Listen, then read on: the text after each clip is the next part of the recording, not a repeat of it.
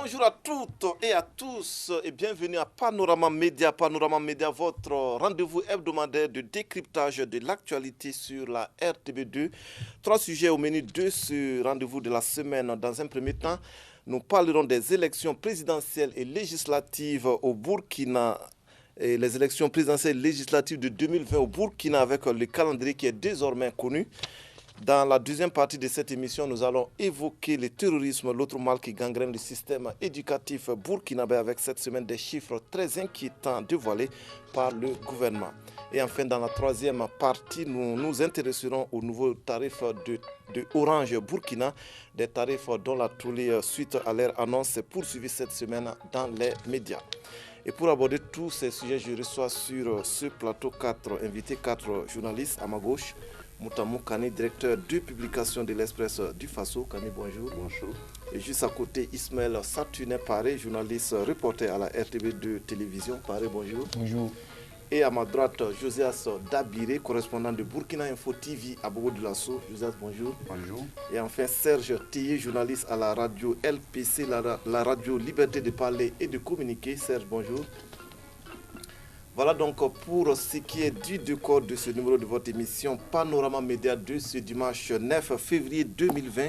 Place au débat et à notre premier sujet, les élections de 2020 au Burkina, avec cette semaine la date du 22 novembre qui a été retenue par le Conseil des ministres. 22 novembre donc, l'échéance, est-ce qu'elle peut être tenue? Oui, mais elle doit être tenue. Je crois que tous les acteurs sont unanimes aujourd'hui à reconnaître qu'effectivement, il faut que les élections se tiennent, et surtout à bonne date, comme ils le disent. Alors maintenant, l'échéance, comme tu l'as dit, étant connue, il va falloir maintenant que tous les acteurs qui sont impliqués dans l'organisation des élections se mettent, en tout cas très rapidement au travail. Je vais ici parler surtout de la Commission électorale nationale indépendante. La CENI. La CENI, oui, qui est l'organe qui organise techniquement les élections. Parce que une élection, ce n'est pas seulement la date, mais c'est aussi et surtout l'organisation. Parce que c'est une élection présidentielle, c'est une élection législative. C'est pour renouveler le personnel politique, si vous voulez bien l'entendre. C'est-à-dire que le président du Faso, qu'il soit reconduit ou pas, en tout cas, c'est pour élire un président. Et je dis toujours que l'élection présidentielle, c'est un rendez-vous entre un homme et son peuple. Et il faut que les Burkinabés sachent que aller à l'élection d'un président du Faso, c'est même une obligation. Parce que c'est une manière pour les citoyens de participer à la vie de sa nation. Alors, élire un député pour sa circonscription électorale, c'est également la même chose. Parce qu'un président du Faso, c'est une institution. L'Assemblée nationale, c'est aussi une institution. Et c'est les deux principales, d'ailleurs, institutions sur le plan démocratique. Donc, il faut qu'effectivement, toutes les conditions soient réunies, comme je l'ai dit tout à l'heure, que ce soit au niveau de la CENI, pour que l'élection se passe vraiment dans la transparence la plus totale. Bon, malheureusement, nous avons cette histoire de contexte sécuritaire qui est là, qui a mélangé un peu les Burkinabés, je veux parler des déplacés, dont le vote va être un peu difficile, quand bien même la CENI est en train de prendre des dispositions pour que les gens puissent voter effectivement là où ils sont. Alors, là aussi, c'est une nouvelle donne qu'il faut considérer et travailler à faire en sorte qu'effectivement, là où tout le monde peut voter, qu'effectivement les gens votent. Parce que, comme je l'ai dit, il s'agit d'une élection présidentielle, il s'agit d'une élection législative, c'est le renouvellement du personnel politique, les dirigeants. Il ne faudrait pas que les gens s'asseyent et après dire non, tel président, moi je ne veux pas, ou tel président, non. Il ne fallait pas, c'est l'occasion pour les gens de sortir, d'abord s'enrôler, et ensuite, quand le moment viendra, le 22 novembre, que tout le monde sorte massivement pour effectivement choisir celui qui, pendant 5 ans, avec les députés qui, pendant 5 ans, vont diriger le pays. Parce qu'il s'agit de l'avenir du pays, il s'agit de notre avenir. D'accord. Serge. Il est 22 novembre 2020. Oui. Ouais, c'est pour bientôt. Hein. Oui, c'est déjà arrivé, 22 novembre, c'est arrivé. Le temps passe tellement vite. Mais c'est vrai que d'aucuns pourront dire, nonobstant la situation sécuritaire, le personnel politique est beaucoup plus orienté vers les questions électorales. Mais il est important qu'il y ait des élections parce que le mandat échu au président Roch-Marc Christian Kaboré et également aussi aux parlementaires arrive à sa fin. Il est important qu'il y ait ces élections-là parce qu'il y va de la légitimité et même de la légalité de celui qui des institutions du pays. Ok, celui qui a les manettes du pouvoir, il doit avoir les deux, il doit avoir la légitimité, il doit avoir la légalité. Donc il est important qu'on aille à des élections. Il ne faut pas qu'on se dise, écoutez, il y a une situation sécuritaire qui est là, c'est difficile, il va falloir faire des prolongations, et si on rentre dans ça, on risque de ne pas s'en sortir parce que ceux qui sont là ne seront plus des personnes qui sont en droit de diriger le pays de façon légale. Donc il est important qu'on aille à des élections. Maintenant... comment aller aux élections? Non, en fait, le problème qu'on a en Afrique, c'est que de plus en plus, la population se désintéresse au vote. De plus en plus. Maintenant, quels sont dessus la frange de la population, la grande frange de la population est jeune et puis composée à majorité de femmes.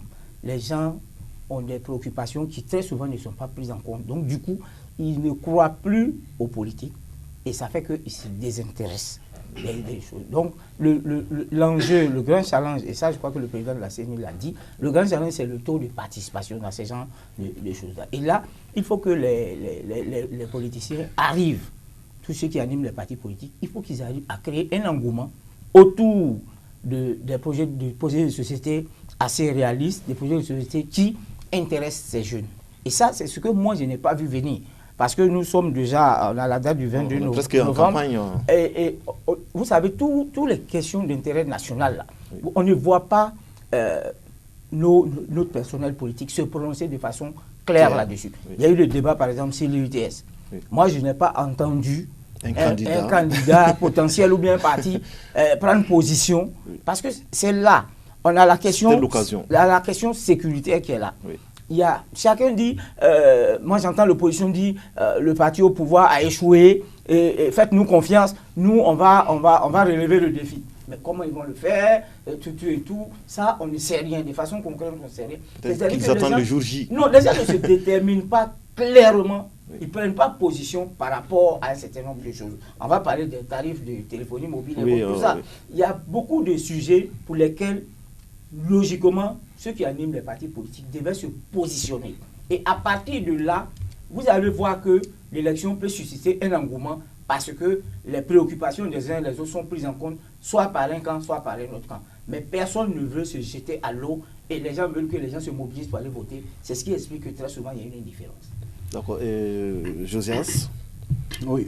Eu égard à l'insécurité, comment est-ce que vous voyez cette date du 22 novembre 2020? Non, ça c'est déjà connu. Parce qu'au départ, même de la situation sécuritaire, beaucoup d'aucuns pensaient que c'était un truc éphémère qui allait passer des jours au lendemain. Oui. Mais ça continue, comme bien dans d'autres pays qui en ont vécu et qui ont fait quand même. Ça dit qu'il faut s'adapter avec. Voilà, il faut organiser les élections. Donc le problème ne se pose pas. Mais je sais, André vous l'a dit, que la date étant d'office connue, même si c'était connu par avant, par mesure, je dirais, constitutionnelle. Oui. Ça, c'est déjà connu. Quitte à ce que maintenant, on puisse donner la confirmation de la date, parce que les élections passées, c'était quand même le 21... Le 29 novembre. Le 29 novembre. Donc d'office, c'est pas que c'est connu. Maintenant, il faut dire que l'annonce de cette date, c'est un défi à 3 niveaux. Un défi pour les acteurs politiques qui doivent maintenant mobiliser davantage les militants pour que, effectivement, non seulement pour espérer à l'élection, mais aussi, surtout dans le souci de rehausser le niveau de suffrage. Parce qu'au Burkina, on a toujours connu quand même un taux de participation très bas. Défi également pour les organisations de la société civile. Là, j'insiste là-dessus parce que depuis un certain moment, on a vu des organisations de la société civile qui ont passé à côté de la plaque, passé à côté de leur mission, pour s'intéresser pratiquement à ce qui n'est, je dirais, à la chose politique. Voilà, ce qui n'est pas. Aujourd'hui, il faut qu'ils les sensibilisent, on doit les sentir sur le terrain. C'est le moment de les appeler la population à se faire établir les documents d'identité, à participer véritablement à la révision de la liste électorale. Il faut qu'ils travaillent. C'est son rôle ici. Parce que c'est là où on veut maintenant peut-être qu'elles diront qu'elles n'ont pas les moyens. Non, mais quand on crée des moyens financiers. Justement, mais une organisation de la société civile, par définition, ce n'est pas pour se créer, ce n'est pas une entreprise, encore moins une industrie. Ça veut dire qu'il s'agit donc, c'est des individus, c'est des personnes qui s'organisent pour apporter les contributions à la vie de la nation. Les moyens, d'accord, mais cela ne doit pas être systématiquement un frein pour mener les missions. Et le troisième niveau, effectivement, comme quelqu'un venait de le dire tout de suite, c'est la population. Il faut que la population... C'est Cani. C'est Cani. D'accord. Merci pour revendiquer ton droit de terre. Donc, il faut dire que la population doit changer de mentalité. Il ne faut pas continuer à rester dans la léthargie pour dire après, oh, les politiciens là, moi, c'est pas la peine. C'est pas moi, c'est pas moi, ou bien non.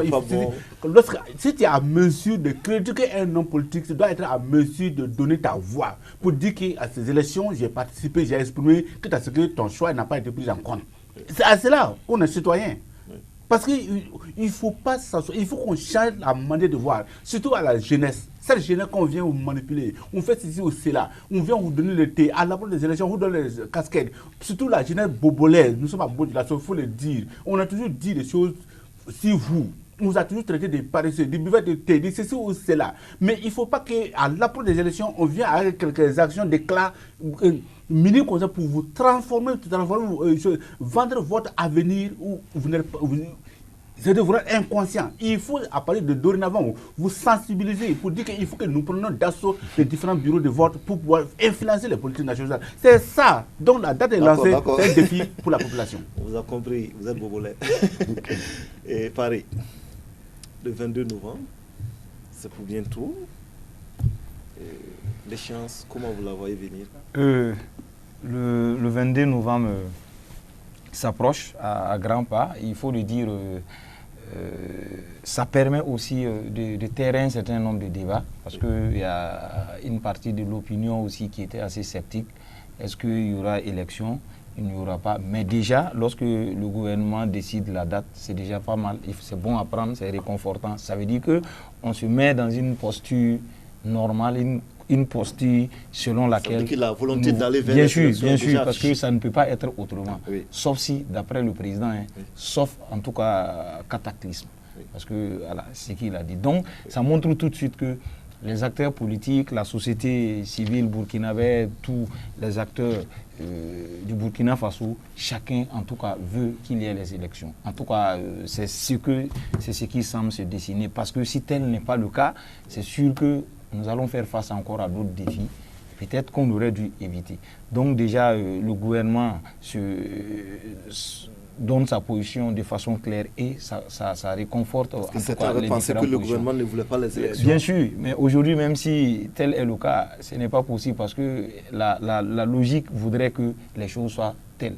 Donc c'est déjà pas mal de dire que c'est le 22 novembre. Maintenant, ce que les uns et les autres ont dit, c'est assez juste. Il faut travailler à ce que le 22 novembre, effectivement, il y puisse avoir des élections. Mais pas n'importe quelle élection, mais des élections crédibles. Donc, des élections, franchement, où chacun va retrouver, en tout cas, chacun va se retrouver là-dedans. C'est assez important. C'est vrai qu'il y a la question sécuritaire qui est là. C'est une donne qu'il faut compter avec désormais. Il y a beaucoup de Burkinabés qui ne sont plus dans leur, j'allais dire, dans leur localité. Ils sont partis par le fait de l'insécurité, du terrorisme, etc. Donc, ça, c'est un défi aussi pour la CENI, même pas pour la CENI seulement, et pour les autorités politiques, de pouvoir prendre en compte, parce que ça va être intéressant, et que ces personnes-là aussi se sentent plus burkinabés pendant ces moments de difficulté. Et maintenant, les uns et les autres, notamment Serge, était en train de parler du désintérêt qu'une frange, une bonne partie de la population exprime, en tout cas par rapport à ces échéances électorales. Là, c'est pas une nouveauté. Oui, bien sûr, mais ce qu'il a dit, c'est d'autant vrai que c'est une évidence. Mais moi, je voudrais que peut-être la question, il faut repartir même, chercher le fond. Il faut revoir même notre système éducatif. Il faut aller enseigner ces choses-là. Parce que c'est vrai, oui. C'est assez important. Oui. Parce que vous voyez, si déjà au CP1, au CP2, on dit à l'élève que l'hymne national, c'est ça, et le drapeau, c'est ça, les droits, l'instruction civique. Je sais que quand on était à l'école primaire, il y a un certain nombre de choses. Il y avait même une matière qu'on appelle morale. Il ne faut jamais manger avec les mains sales, etc. Ça reste gravé dans les mémoires. Et c'est assez important. C'est des choses aujourd'hui, on est en train de...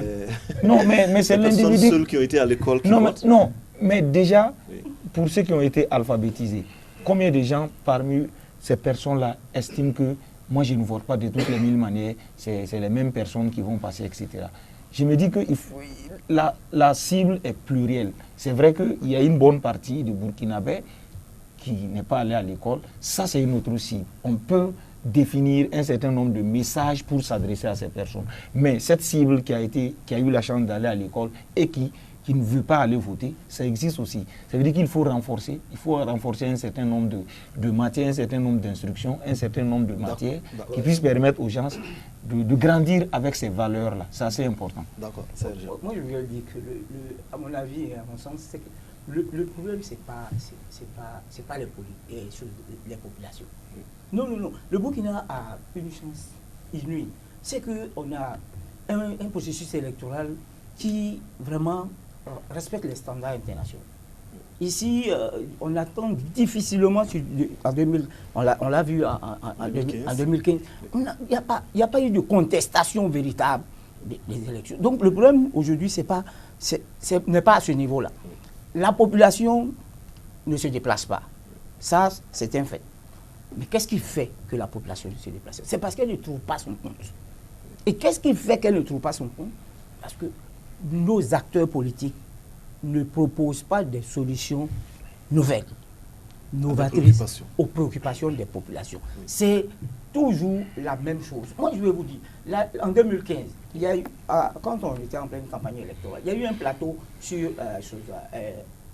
au Théâtre de l'Amitié, où il y avait plusieurs partis politiques. Il y a même le MPP était là, ils ont remporté les élections. Quand on a posé le problème de la sécurité, parce qu'il y avait deux sujets, il y avait la sécurité, il y avait la santé. Quand on a posé le problème de la sécurité, en résumé, pratiquement tout le monde disait la même chose. Il va falloir équiper les forces de défense et de sécurité. Il y a certains même à la limite même qui proposaient de placer les caméras dans toutes les frontières du Burkina. C'est des propositions surréalistes. Mais à l'arrivée, qu'est-ce qu'on a constaté? Moi, je leur ai dit, c'est moi qui animais le plateau, je leur ai dit, je me rends compte que vous avez tous la même approche pour la question sécuritaire. Et là, ça ne permet pas de vous départager. Bon, non seulement ça ne permet pas de vous départager, mais c'est des approches qui ont été expérimentées ailleurs et qui n'ont pas produit de bons résultats. Oui. Et quand c'est comme ça, ça ne peut pas inciter les populations à pouvoir voir en vous des personnes qui apportent des solutions à leurs préoccupations. Vous voyez un peu long. Et aujourd'hui, on en parlait en 2015, aujourd'hui au niveau de la sécurité, voilà où on en est. C'est-à-dire que l'approche qu'on avait dès le départ n'était pas bonne. Et ça, moi, je l'avais dit aux représentants des candidats qui étaient là, pour dire qu'en fait, il va falloir que notre personnel politique là, réfléchisse et qu'elle propose vraiment quelque chose de nouveau. Et ça va susciter un engouement et les populations iront voter. Non, oui, je suis d'accord avec toi en partie, mais il faut aller au-delà, jusqu'au bout. Parce que quand tu dis que le personnel politique ne propose pas grand-chose, c'est-à-dire qu'ils proposent tous la même chose, en fait, ce n'est pas parce qu'ils proposent tous la même chose, parce qu'ils n'ont rien dans la tête, qu'ils proposent tous la même chose. Non, je veux dire ici, et je l'ai toujours dit d'ailleurs, vous voyez, il faut que les intellectuels s'intéressent à la chose politique. Parce qu'au Burkina, l'impression qu'on a, c'est que tous ceux qui ont raté, ils vont en politique. Mais vous verrez aujourd'hui, peut-être le mécanicien ou du quartier qui se lève le lendemain, il dit que lui, il est homme politique, il veut être conseiller municipal. Mais qu'est-ce qu'il peut proposer? Il ne savent même pas ce que c'est qu'un budget. Mais qu'est-ce que tu veux qu'il propose de mieux que ce qu'il sait faire? Mais c'est ça. Donc il faut que le personnel politique là soit de qualité. Il faut que les intellectuels s'intéressent à la chose politique. Alors qu'ils sont toujours les premiers à se plaindre. Mais exactement, parce que pendant longtemps, ils ont laissé faire. Quand vous prenez de 1983 à aujourd'hui, mais c'était les CDR, c'est eux qui sont venus se faire élire, jusqu'à l'heure où je vous parle. Donc, sauf quelques intellectuels, quand vous voyez aujourd'hui les professeurs Souma, les professeurs Abdoulaye, comment il s'appelle, Luada, tous ces gens-là, voilà, quand vous voyez tous ces gens-là qui s'intéressent à la politique, vous allez voir que la manière de faire la politique va changer. Il y aura des propositions nouvelles. Parce que ce sont des gens qui ont étudié, qui connaissent, qui savent ce qu'il faut pour les peuples. Et ou même qui ont fait, qui peuvent prendre des exemples sur d'autres pays, effectivement. Mais quand vous prenez quelqu'un qui ne connaît que son village, il ne connaît que Bobo ou Ouaga, tout simplement. Mais vous voulez qu'il vous propose quoi? Est-ce qu'il sait comment on aménage même une ville? Mais c'est ça le problème. Donc il faut que les gens tirent un peu la politique, que ce soit les intellectuels, les gens qui ont des choses à proposer, qui fassent la politique au lieu de passer le temps à se plaindre. Donc la responsabilité, c'est partagée. Exactement. Oui, et j'allais dire encore, moi je reviens toujours pour charger encore la même population que nous sommes. Parce que, c'est comme quand il l'a dit. Il a un peu d'espoir. Oui, non, l'espoir est là. Ça, si le processus, nous sommes les premiers acteurs concernés, c'est que l'espoir est là. Il s'agit juste que nous changeons de mentalité. Et c'est tout ce que ça demande. Parce que lorsqu'on a affaire à la même population, je dis comme quelqu'un disait tout de suite là, ils ne sont pas prêts pour se déplacer, pour se faire enrôler, pour aller voter, etc. Mais pendant la campagne, par exemple, ils sont prêts qu'on vienne les ramasser par exemple, dans les véhicules, dans les tricycles, etc., pour aller participer à un meeting. Quand même, ils n'ont pas de carte d'électeur. Le problème se pose à ce niveau. Donc, à ce moment, c'est pas tout de suite. Et puis, il faut que les gens comprennent qu'un électeur analphabète, inconscient, fait l'affaire du politique médiocre. Ah oui, parce qu'il profite de ton ignorance. Il abuse de toi, de ta conscience. Oui. Donc, c'est pourquoi, effectivement, comme il a dit, tout cela fait partie de ce qu'on appelle l'engagement de la jeunesse dans la politique. Et donc, parmi lesquels, ici, il y a des intellectuels qui s'intéressent à la chose. Mais on ne t'excusera jamais de dire que, de toute façon, même sans moi, les choses resteront telles. C'est à ce niveau que le problème se pose. D'abord, pareil, avec vous, on va parler un peu de l'organisation même du scrutin, le cas des déplacés internes. Le débat est toujours posé. Oui. Oui, le débat est toujours posé parce que déjà, c'est des personnes qui sont mal à l'aise. Comment est-ce qu'ils vont voter? Bon, pour la présidentielle, bon, il n'y a pas trop de soucis, mais pour les législatives, ça pose de véritables...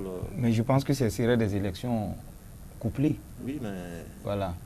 Si je suis de, je sais pas, de la commune de Falanguntu et je réside présentement à Dandé, comment est-ce que ma voix va être prise en compte? Non, mais en réalité, tout ça va dépendre du dispositif, voilà, que les techniciens vont mettre en place. Oui. Parce que déjà, vous voyez que, bon, par exemple, Bobo, on retrouve des déplacés qui sont installés dans la région des Hauts-Bassins. Peut-être il y a d'autres qui ont quitté très loin, mais qui sont là. Oui. Mais ça veut dire que, techniquement, la CENI doit trouver des voies et des moyens pour permettre à ces personnes-là de pouvoir voter. Mais maintenant, ça c'est vraiment l'idéal. Parce que c'est des personnes déjà qui sont dérangées, parce qu'ils ne sont pas dans leur milieu. Ils sont assez dérangés. Il y a d'autres même qui se sentent... Ils sont pas sociabilisés en réalité. Parce que lorsqu'on n'est pas dans sa communauté, le bas, c'est assez difficile à vivre. Donc je disais que c'est des gens, même si vous les mettez sur Kwame Nkrumah, chaque jour vous leur donnez tout ce que vous voulez, ils ne vont pas se sentir, ils veulent voir son poulailler, etc. C'est ça qu'ils veulent. Maintenant, le problème est qu'il y a des zones des provinces qui risquent de ne pas avoir de députés ici. Non, bien sûr, parce que quoi qu'on dise, il y aura toujours des candidats. C'est vrai que l'accessibilité pour aller battre campagne, pour aller porter le message, ça va poser problème parce que nous allons parler tout de suite du système éducatif où il y a des fonctionnaires qui ne peuvent pas rejoindre leur poste. Oui. Mais c'est pour dire que concrètement sur le terrain, si on veut que ces personnes-là se sentent encore, si on veut donner ne serait-ce qu'une lueur d'espoir à ces personnes, pour qu'ils se sentent encore burkinabés qu'auparavant, c'est vraiment mettre les voies et moyens en place pour permettre à ces personnes-là de pouvoir voilà, voter. Non, je pense que de façon pratique, hein, ce n'est pas aussi compliqué que ça. Comme ce que je disais tout de suite, il s'agit donc, les techniciens vont voir, les déplacer, là où ils sont, à partir des sites d'accueil. Il y aurait voilà. Est-ce qu'ils seront comptés dans les provinces ou bien parce qu'aujourd'hui la loi d'origine ou bien qu'est-ce qu'il faut faire? Parce qu'aujourd'hui la loi est claire. Même si moi je suis dans nous, mais je ne suis pas obligé de repartir là-bas voter. C'est à moi de décider. Est-ce que je fais partie désormais de la population d'ici où je vis, où je suis toujours. Maintenant, ça c'est la première chose. Deuxième chose, maintenant quand c'est les déplacés, ils sont dans des camps de déplacés. Est-ce que faut-il mettre des îlots là-bas au compte de les provinces d'origine ou qu'est-ce que vous faites? Est-ce qu'en ce moment, c'est-à-dire que par exemple, je prends le cas de Karangaso-Vigé, il y a des camps de déplacés, un exemple, s'il y a des camps de déplacés, est-ce qu'il faut qu'un candidat de Dori vienne par sa campagne auprès d'eux parce que ce sont ses compatriotes? Donc, à partir de là, je crois que c'est un problème techniquement qui peut se résoudre. Il suffit que les acteurs s'entendent sur quand même un consensus et puis, bon, je pense que pas que c'est possible. Vous pensez que c'est possible que les acteurs puissent s'entendre? Oui, non, en fait, à ce niveau-là, je pense que il n'y a pratiquement plus de débat même, parce que en fait, ce dont il parlait et Joseph parlait, ça faisait partie de l'un des scénarios, mais en réalité le scénario qui est en voie d'être retenu, c'est qu'on va les considérer comme des personnes qui se sont déplacées, c'est-à-dire vous vivez par exemple à Bobo, à un moment donné vous êtes retrouvé à Ouagadougou, dans son vote vous faites partie de l'électorat de Ouagadougou. Un point très, on va considérer ça comme ça. Et la commune où il y a voilà, plus de population, tout naturellement, vous voyez, en fait, ça, quand vous parlez d'économie, où n'existe plus de S'il y a population. pas de- Il n'y a pas candidat. de population, vous êtes candidat à quoi là-bas? Vous représentez une commune où il n'y a pas d'administration. Dans ce il y a cas de rien. figure, il va falloir Voilà. redessiner. Peut-être qu'à un moment donné, lorsque la situation va cette façon, on l'a vu aussi, hein, quand il y a des difficultés quelque part, on n'organise pas le vote là-bas. Oui. Mais quand la situation se rétablit, on organise le vote là-bas. Mais le scénario qui est en train d'être retenu, on les considère comme des électeurs qui se sont déplacés et qui sont à un autre endroit. Donc, leur vote sera pris en compte dans la localité où ils vont. C'est le scénario qui est en train de se dire. Monsieur Canon, on va parler de. Pour terminer sur cette partie, on va parler de. Comment dirais-je, de l'opposition qui vient accorder leur violon pour parler le même langage pour ces élections. Oui, ça serait Est-ce que très vous y intéressant. croyez? Ça serait très intéressant qu'une fois au moins l'opposition qui accepte, enfin, c'est ce qui se dessine en tout cas. Ils ont fait un communiqué pour dire qu'ils ont un accord qui est en gestation pour les permettre. En tout cas, ils n'ont pas dit qu'ils vont avoir un seul candidat. Je crois que politiquement même, ce n'est pas intéressant d'avoir un seul candidat face au candidat du pouvoir. Et ils le savent très bien. Parce que dès le premier tour, dans une élection de ce genre, il faut effriter les voix. Et quitte à ce que maintenant vous vous retrouvez avec un seul candidat, c'est-à-dire contraindre le président à aller au second tour. Mais ça va être difficile. Parce que là où, vous savez, pour gagner une élection comme la présidentielle, je me rappelle qu'en 2015, le MPP, quand ils avaient dit que c'est un coup KO, les gens n'avaient pas cru. Et pourtant, parce que quand vous prenez aujourd'hui la situation d'un parti politique, il faut que le parti soit représenté partout, Dans toutes les dans toutes les 45 provinces, et même dans tous les villages. Alors, quand vous prenez seulement les militants du parti qui font partie des bureaux, vous êtes sûr qu'au moins deux personnes ou 5, vous êtes sûr que vous avez au moins tel nombre d'électeurs multiplié par le nombre de villages. Alors, quand vous prenez que la probabilité qu'un militant, membre d'un bureau quelconque, peut mobiliser au moins 2 personnes, ça veut dire que vous multipliez tout de suite par 2. Et vous savez le nombre d'électeurs. Vous ne pouvez savoir si vous allez gagner ou si vous allez perdre. Malheureusement, la plupart des partis de l'opposition, comme je le disais tout à l'heure, n'ont pas de militants dans tous les villages. C'est dommage. Et alors, à la fin, ils vont dire non, on nous a volé, mais pourtant, c'est parce que vous n'êtes pas organisé. Vous n'êtes pas sur l'ensemble du territoire. Donc, ça va être difficile. Et je crois qu'aujourd'hui, au niveau du MPP, ils ont compris ça. Ils sont en train de travailler à renforcer davantage, parce qu'ils ont déjà les structures, mais à les renforcer sur l'ensemble du territoire. Si vous avez suivi la dernière fois la convention qui a eu lieu ici, à l'occasion, ils ont cité d'abord les maires, ils ont cité les conseillers municipaux, ils ont cité tous les membres des bureaux dans les différents villages, pour être sûr que ce sont des militants même du parti qui sont là. Mais malheureusement, comme je l'ai dit, dans l'opposition, ce n'est pas toujours le cas. Vous prenez un parti comme l'IPC. Très rapidement pour... Ce qui est intéressant, si l'opposition va ensemble, c'est que c'est vrai que pour l'élection présidentielle, c'est clair qu'ils vont s'entendre certainement pour dire celui qui sera le mieux placé. Si on va au second tour, c'est lui. Ça, c'est intéressant. Mais ce qui est beaucoup plus intéressant s'ils vont ensemble, c'est que justement dans ces localités-là, le problème que Kani pose, ils peuvent le régler. Parce que c'est vrai, ils n'ont pas cette assise nationale comme...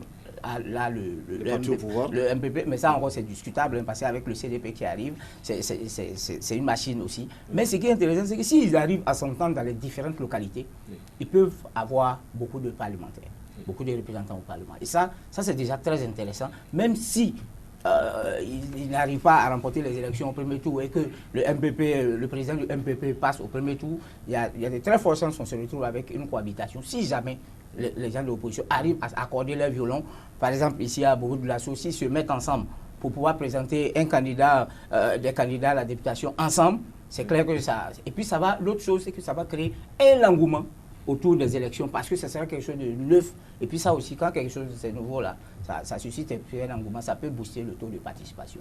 Ok, merci. Fin de cette partie sur les élections présidentielles et législatives de 2020 au Burkina. À présent, parlons du terrorisme, l'autre mal qui gangrène le système éducatif burkinabé avec cette semaine des chiffres. 10 enseignants tués, 2405 écoles fermées au Burkina, plus de 300 000 élèves et 10 000 enseignants affectés. Des chiffres très inquiétants dévoilés par le gouvernement cette semaine. Alors des chiffres qui parlent, qui décrivent une situation assez catastrophique. Ah oui, il faut être très alarmant. Oui. pas avoir peur de mots, c'est très alarmant. Et je dirais que c'est une situation que certainement tout ce ça a été officiellement dit.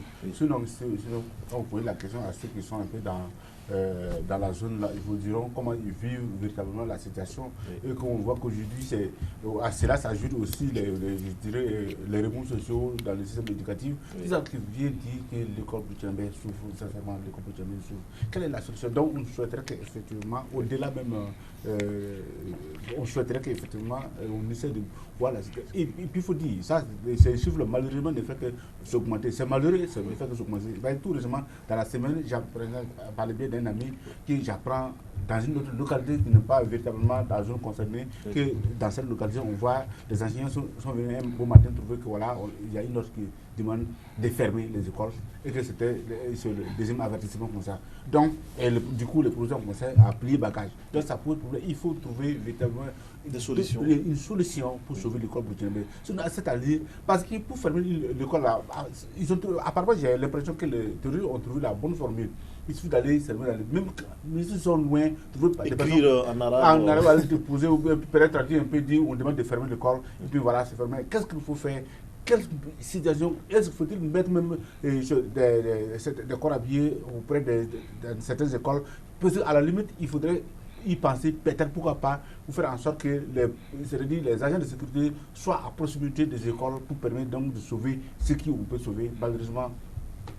D'accord. Monsieur Kani, avec ces chiffres qui parlent, est-ce qu'on peut dire clairement que le système burkinabé est en crise, le système éducatif? Oui, mais il la palissade de le dire, c'est déjà connu, tout le monde sait que c'est difficile, parce que quand vous prenez le nombre d'enseignants tués, vous prenez le nombre d'élèves, plus de 300 000 qui ne sont plus à l'école comme ils se devaient. Oui. Alors, les écoles qui ont accueilli les autres écoles sont fermées, d'autres sont... Plus de 10 000 enseignants qui n'arrivent plus à faire leur travail. Donc, ça veut dire qu'effectivement, la situation est sérieuse, très sérieuse. Mais heureusement qu'au niveau du ministère, je crois que le ministre Sanda Sowalo a fait le point la dernière fois. Il a dit que le gouvernement a pris des mesures. C'est même pas qu'il est en train de... Ils ont pris des mesures pour que les élèves soient accueillis dans les écoles où ils peuvent effectivement... où ils sont accueillis, où les parents se sont déplacés, quitte à renforcer les infrastructures pour que ces élèves-là puissent recevoir les cours. Il a aussi parlé...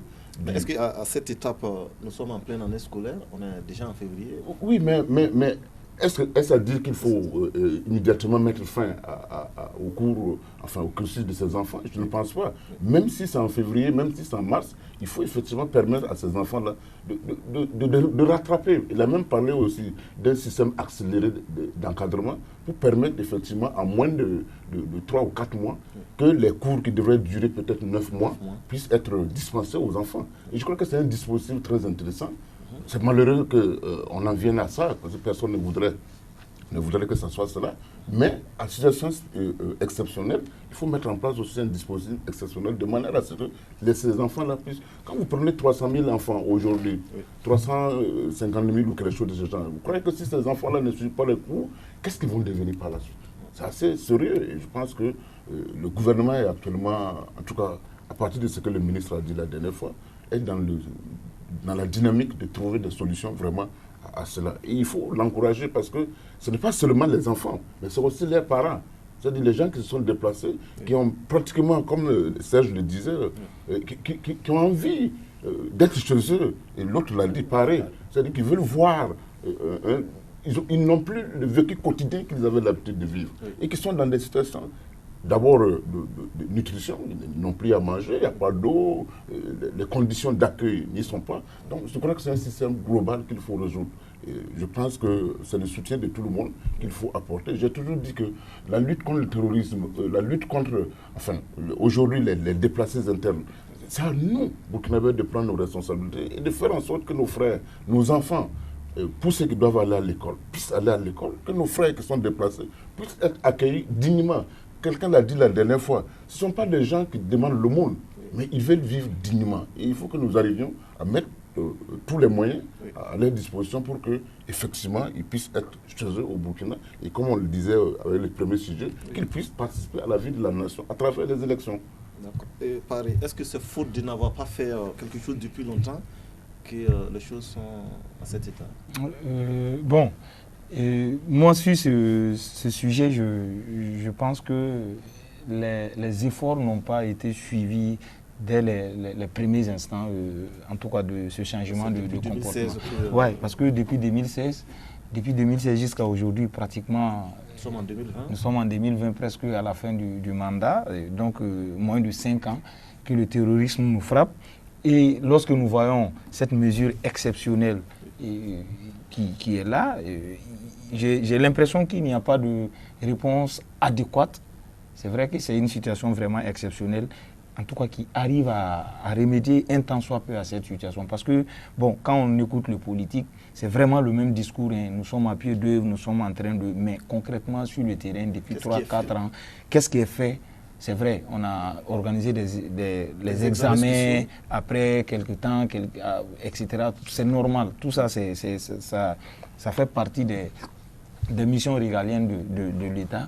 Mais concrètement, la stabilité de ces enfants, comment on les reçoit sur des sites, même les enseignants qui sont là. Moi, je connais un enseignant, il peut faire 3 mois ici, voilà, ou 2 mois, il est là, mais il est vers le nord, etc.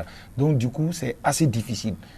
Qu'est-ce qui est fait? C'est vrai que toujours c'est le même discours, on va, mais concrètement, est-ce qu'on arrive franchement à capitaliser tous ces efforts? Est-ce qu'on arrive vraiment à réfléchir pour trouver des moyens adéquats? C'est en cela qu'il y a des solutions. Qu'est-ce que vous en pensez? S'il y a des solutions, les solutions, c'est bien. Si aujourd'hui le ministre dit qu'il y a une possibilité de récupérer ces enfants, et même on a vu qu'on a redéployé certains enseignants qui étaient là comme ça, tout ça c'est des situations palliatives, on ne voudrait pas ces solutions, mais face à une situation exceptionnelle, si on peut réfléchir, trouver des voies et moyens pour occuper certaines personnes, pour les rendre utiles, parce que c'est des gens qui continuent de prendre leur salaire. Donc il y a tout ça, il faut que quand même ils arrivent à prouver, à justifier le salaire, ça c'est intéressant. Mais le comble ici, c'est vraiment les enfants.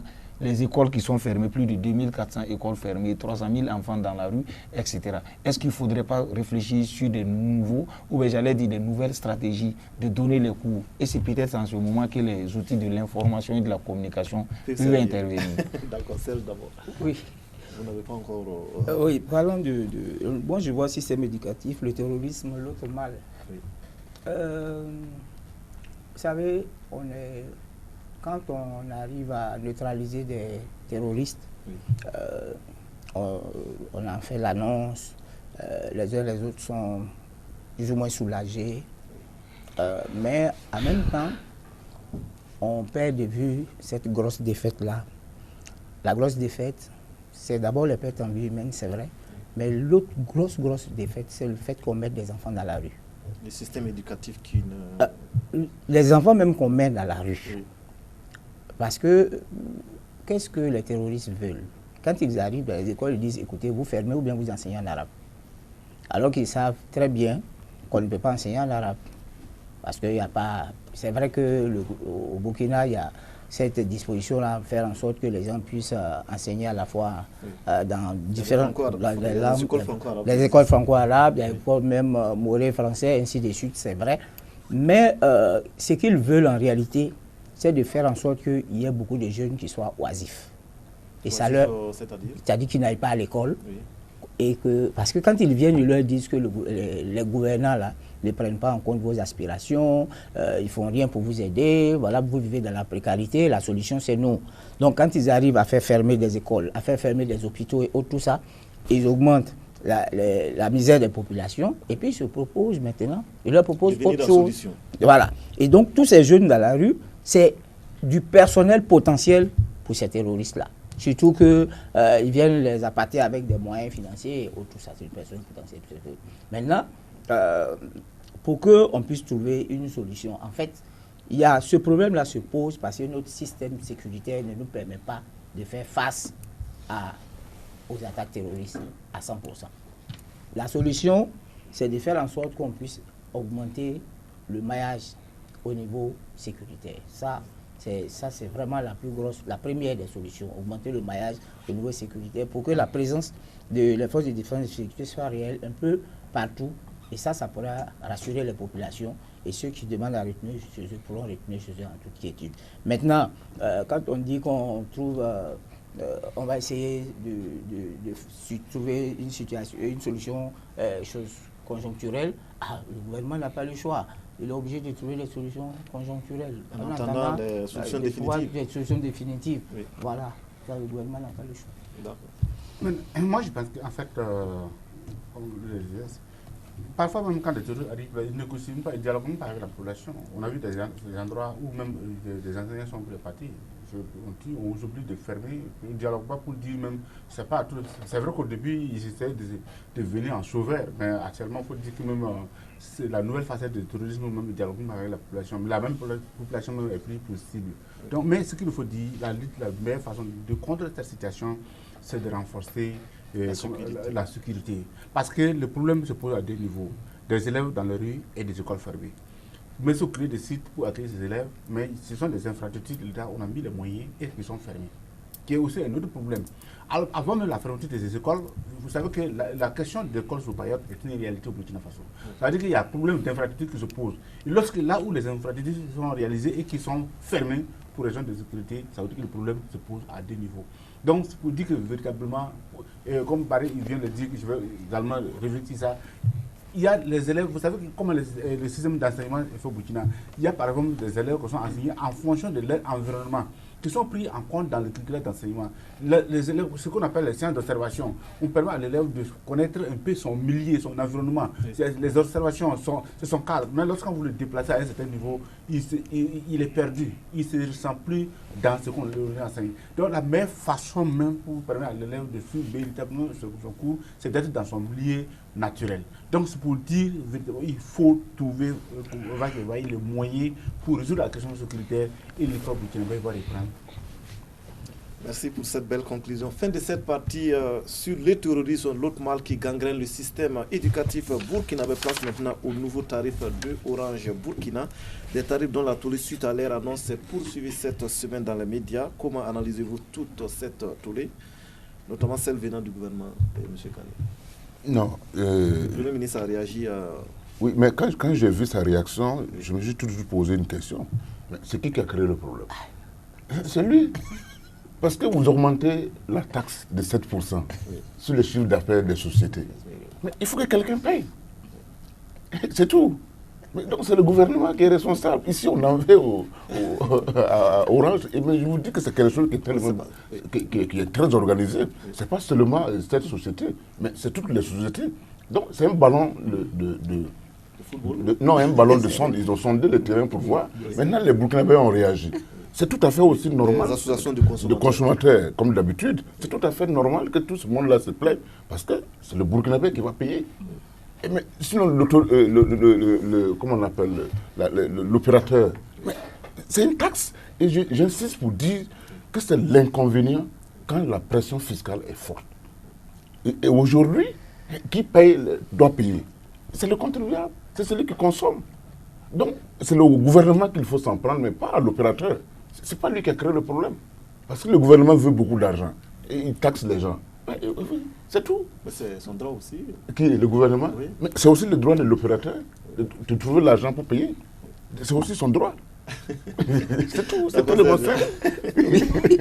En fait, à qui la faute? À qui réellement la faute? Non, écoutez, quand il a dit, la loi des finances est claire là-dessus. Ils vont passer à cette pause. Vous savez, en fait, quand il le dit, nous sommes du privé avec les entreprises. On sait ce que c'est que ces genres de situations-là. On vient, on vous impose une nouvelle taxe. Vous faites quoi?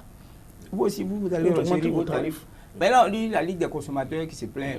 Moi, je le dis, vous n'êtes pas obligé de rester chez cet opérateur. Vous n'êtes pas obligé, si vous estimez que les tarifs qu'ils pratiquent là ne vous arrangent pas.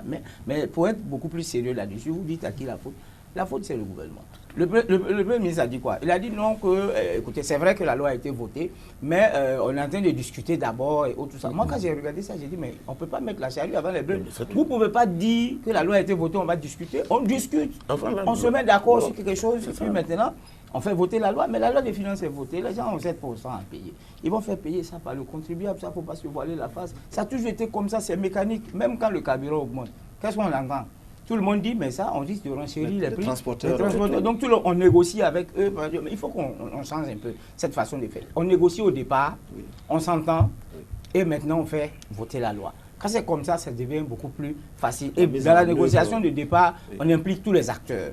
Et là, quand on sort de là, ceux qu'on s'est mis d'accord là, après, ça ne souffre plus de débat. Mais vous ne pouvez pas vous asseoir seul, décider. Et maintenant, au moment d'appliquer, les autres disent, bon, comme vous avez décidé seul, nous aussi on décide seul. Vous dites, non, venez, on va discuter maintenant. Bon, là, c'est compliqué. Pas intéressant. Et Josias, non, en fait, c'est une situation que j'ai payé cher à Orange Burkina. Si on n'a pas de choix, soit... Alors, j'ai dit que le problème, d'abord, au niveau de la population, quand j'ai vu la réaction des gens, moi, ça m'a... Parce que les gens s'en prennent voilà, à Orange. Mais écoutez, le Burkinabé est apte à lutter contre les conséquences et non les causes. Le problème, c'est à ce niveau. Oui. C'est comme tout de suite, comme on a voté la loi des finances. Il y a eu des taxes qui sont imposées par-ci, par-là. On a dit des taxes sur l'immobilier, des taxes sur les voitures, des taxes par-là. Non, chacun s'est dit non, comme c'est sur les voitures, que moi je n'ai pas de voiture, tant mieux. Mais l'ensemble de ces taxes-là vont répercuter sur votre véhicule quotidien. En ce moment, ils commencent à réagir.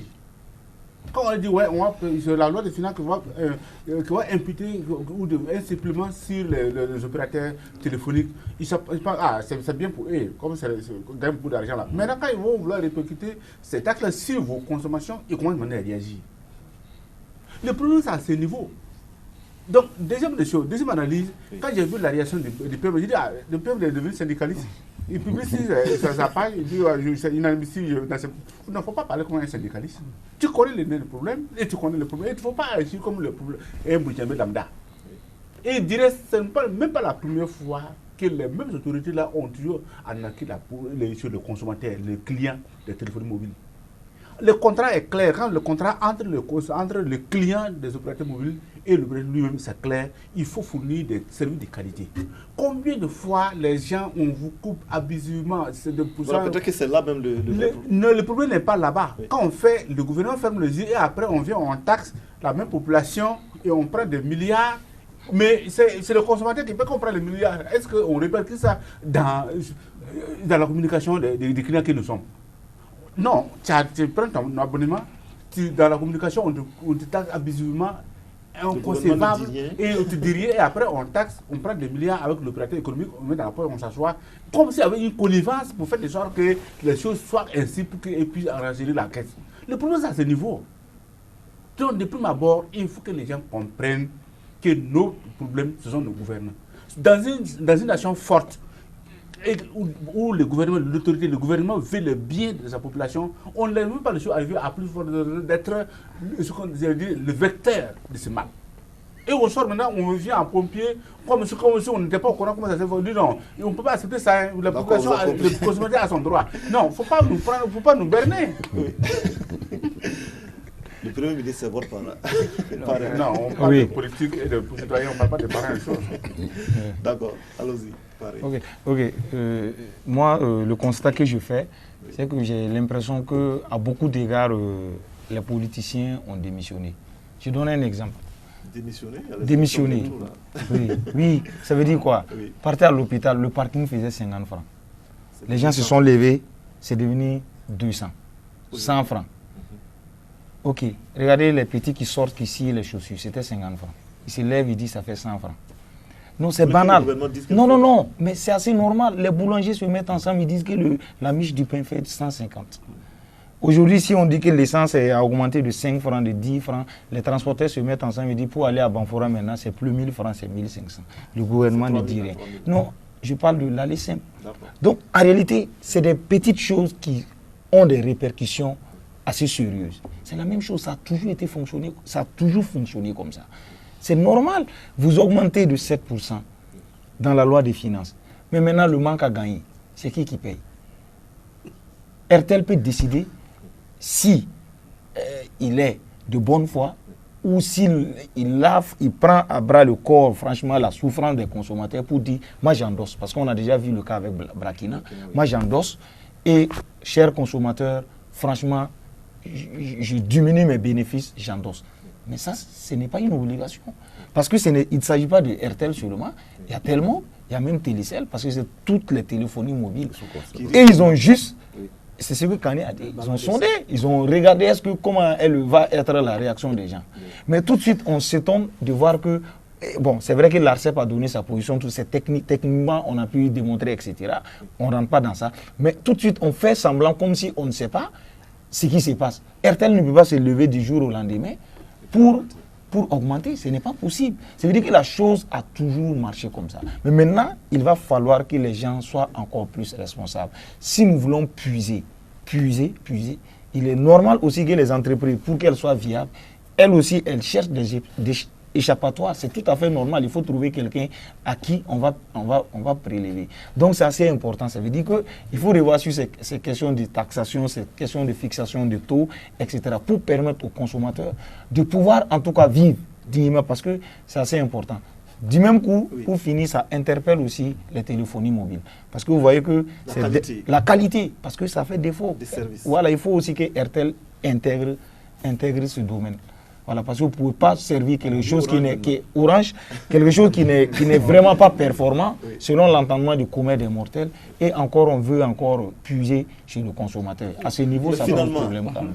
Ça va augmenter En tous les cas, si la loi est là, on peut faire comme l'ITS, on l'a voté en 2017, on a dit on l'applique uniquement au privé et qu'on ne l'applique pas au public. Peut-être que là aussi, la loi est là, peut-être qu'ils vont prendre sur eux, vu le tollé que ça crée, de dire bon, mettez ça en veilleuse le temps que... Mais je voulais dire rapidement deux choses.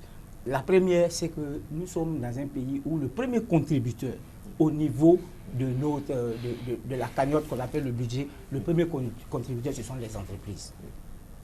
C'est le premier contributeur. Les privés.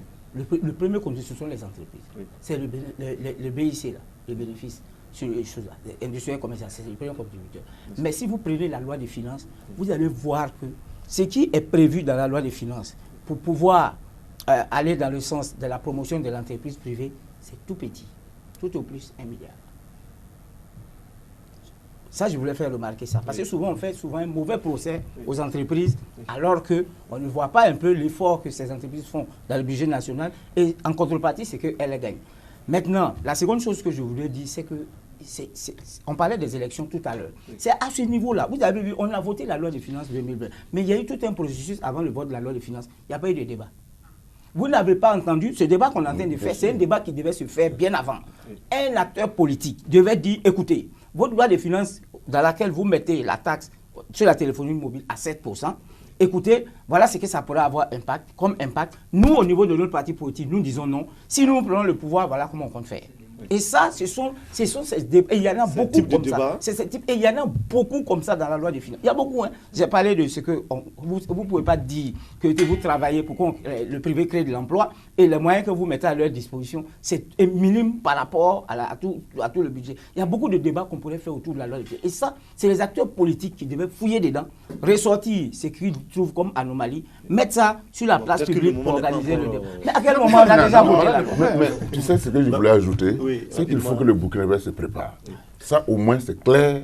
C'est-à-dire les taxations, les impôts, tels qu'ils sont actuellement là.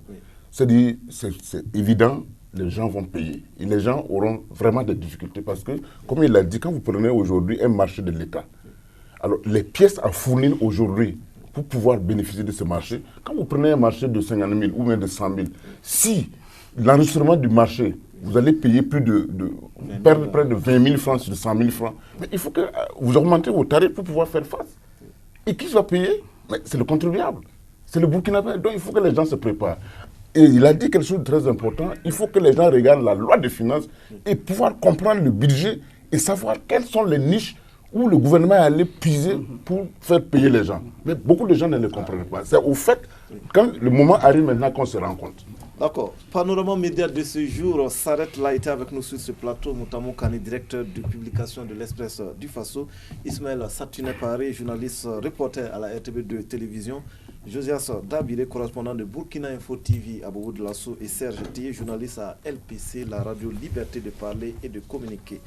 Merci, chers confrères, d'avoir répondu à notre invitation, à vous tous qui avez suivi cette émission, en particulier depuis Banfora. Merci pour la fidélité au programme de notre chaîne, la RTB2. À dimanche prochain, Dieu voulant, pour un nouveau rendez-vous.